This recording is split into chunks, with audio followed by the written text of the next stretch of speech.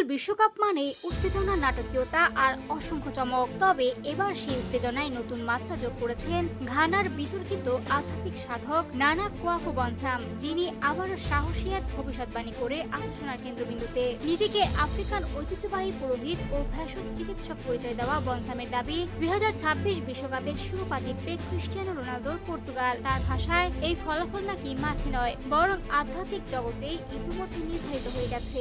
বিভিন্ন গণমাধ্যমকে তিনি বলেন, এই বিশ্বকাপ পর্তুগাল এবং রোনালদোর জন্য।